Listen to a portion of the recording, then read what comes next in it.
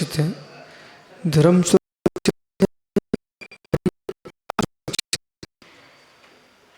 और जिस देश में बालकों के अंदर संस्कार है, ज्ञान के प्रति रुचि है, देव सगुरु पर आस्था है, उस समाज का, उस देश का, उस राष्ट्र का विकास सुनिश्चित है। और जहाँ संस्कारहीनता है वहाँ कितनी विशालता हो लेकिन विनाश है। इसलिए सुबह से शाम से जो आपकी पाठशाला चल रही है और पाठशाला में पढ़ाने वाले जो आपके गुरुजन हैं, ये सब तुम्हारे बेटा उपकारी है।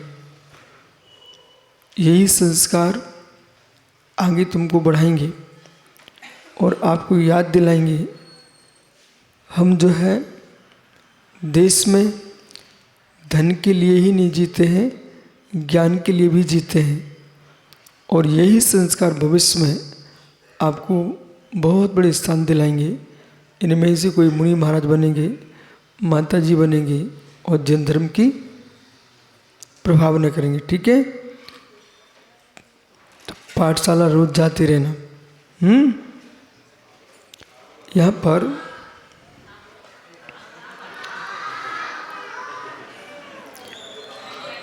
विश्व निष्क युवा दुराचार सर्वान गुणान द्विषति।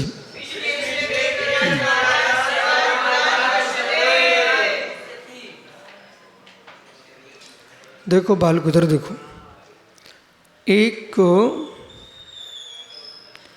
गिलास दुग्ध, ठीक है, सुबह से दूध पीने से क्या होता है? शक्ति आती ना, ताकत आती है। और उसी दूध में किसी व्यक्ति ने एक बूंद जहर डाल दिया, उस दूध के पीने से क्या आएगा? बोलो बोलो, ताकत आएगी कि नहीं आएगी? दूध है ना, दूध तो है, जहर मिला तो भले वह श्याम गऊ का दूध हो, कितने श्रेष्ठ दूध हो, लेकिन एक बूंद भी जहर का मिल गया तो दूध प्राणों का नाश कर देगा।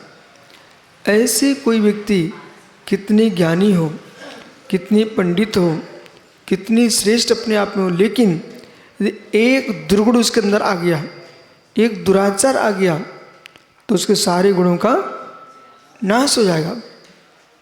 रावण बहुत बड़ा पंडित था, लेकिन उसने सीता का हरण किया, उसकी सारी पंडिताई विलीन। इसलिए जीवन में कभी शब्द विषयों में नहीं जाना, खोटे कार्यों में नहीं जाना। दुराचार से संपूर्ण गुणों का विनाश हो जाता है। इसलिए यहाँ पर कह रहे हैं कि मंत्री जो है सद्गुणी होना चाहिए, दुराचारी नहीं होना चाहिए। और अधिकृत मंत्री दुराचारी हो गया तो पूरे देश का नाश हो जाएगा, सुनिश्चित मान के चलना। नियंत्रण होना चाहिए।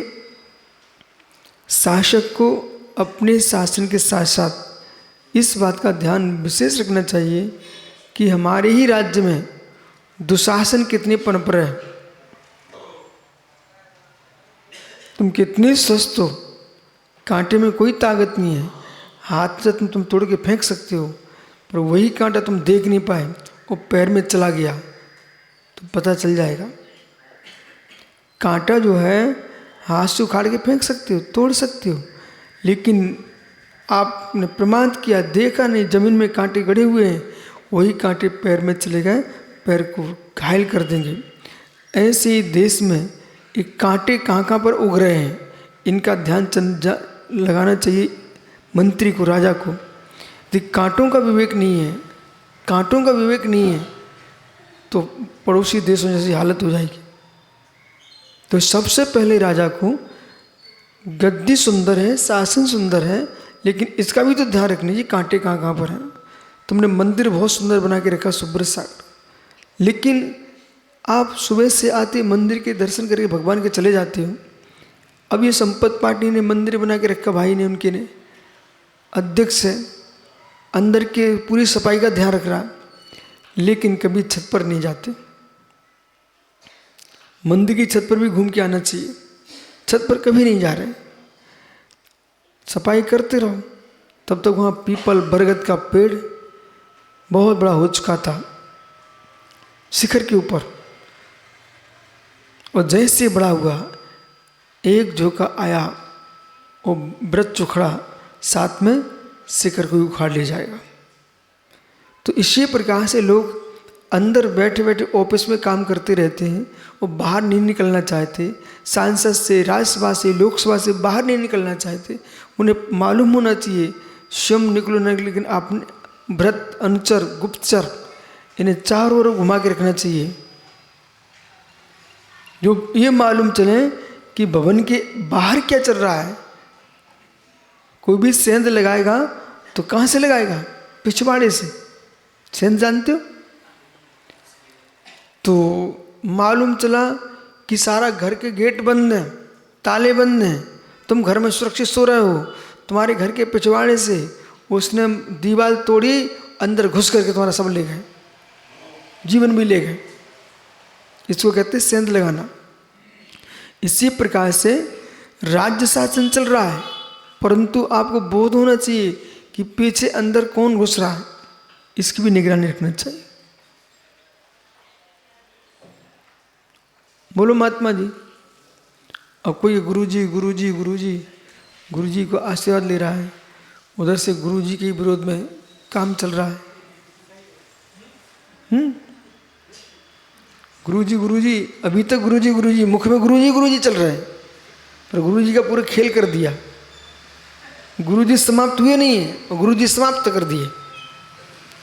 मुख्य गुरुजी कहीं नहीं गए, पर आस्था गुरुजी बहुत दिन पहले मर चुके थे, अब जीवन के गुरुजी को समाप्त कर दो। तो ऐसे जगत में लोग हैं संसार में, स्वामी स्वामी चिल्लाते रहेंगे, ये हमारा सम्राट है, और मालूम चलो स्वामी की हालत खराब कर दी उसने। एक दूसरे को कौन चाहता है राजनीति में? इसलिए यहाँ पर कह रहे हैं कि मंत्री जो है ना, उसको सद्गुणी होना चाहिए और दुराचारियों पर ध्यान रखना चाहिए, अन्यथा संपूर्ण दोष विनष्ट हो जाएंगे। विष की एक कण का जैसे समस्त गुणों का नाश मृत्यु दिला देती है, जीवन नष्ट हो जाता है, ऐसे एक अवगुण जीवन में आ गए, एकमात्र सारे गुण समाप्त। कोई नहीं पूछता 2 कौड़ी का।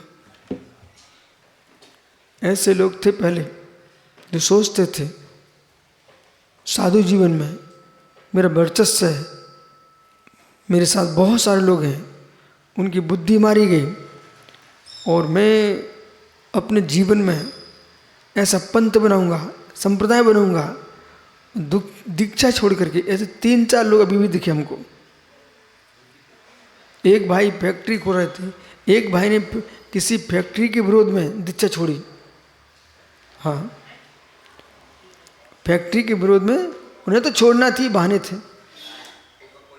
कोको कोला के विरोध में भाई साहब ने दीक्षा छोड़ दी, 2 कौड़ी की नहीं बचे। एक व्यक्ति ने हमें ध्यान साधना करके विश्व में ध्यान ले जाना है, इस भाई व्यर्थ की बातें करके उनके सहयोगी मिल गए, तो लुंगी छाप लोग, बहुत सारे ब्रह्मचारी सफ़ेद कपड़े वाले उनके साथ हो गए, बस कुछ नहीं हुआ। जैसे दीक्षा छोड़ी, वे जो साथ, जब वे मुनिराज थे उनके साथ बैठते थे, वे जैसे दीक्षा उन्होंने छोड़ी, वे दूर भग गए। अंत में क्या हुआ? बेचारे ब्रह्मचारी बने भटक रहे इधर उधर।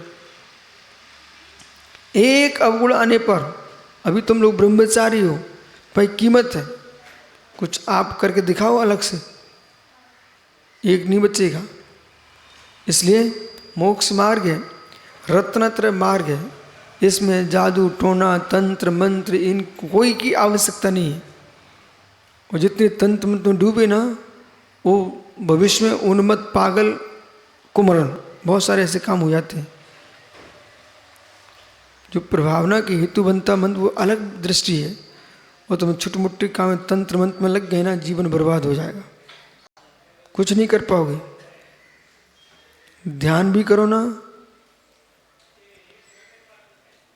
5 मिनट ध्यान करो, शेष अनपरीक्षा में डूबे रहो। और तुमने जबरदस्ती ध्यान किया एक अम्मा थी भोपाल की, उसकी नस फट गई, फटी गई, कान से खून निकलने लगा। देखो कुछ भी हो, लाल मिर्च खाओ तुम तो सबसे पहले कान ही लाल होती, गर्मी चढ़ी उसको, अब बेचारी ऐसे लेके घूमती रहती है। हमारे पास आई, हमने कहा, उसको समझाया कि तुम जबरदस्ती कर रहे हो, पूरे हम ओम कर रहे हैं, हम ह्रीम का ध्यान कर रहे हैं। अरे भाई तुम ह्रीम जबरदस्ती ला रहे हैं मस्तिष्क पर, लगी पूरी ताकत, शरीर तो शरीर है, बुद्धि से मस्तिष्क से तो चलता है सब कुछ। फट गई नस, खून बहने लग गया।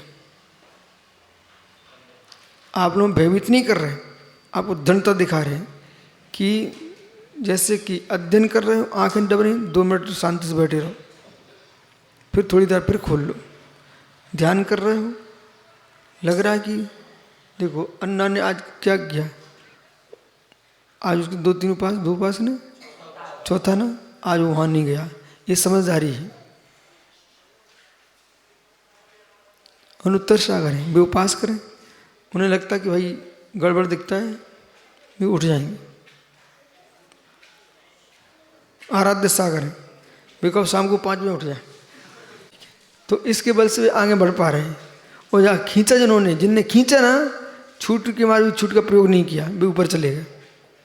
इसलिए जीवन में बहुत जरूरी है, साधना के लिए जीना चाहिए, नहीं साधना के लिए मर जाना चाहिए, ये विवेक सीखना। ठीक है, शेष आगे विचार करें।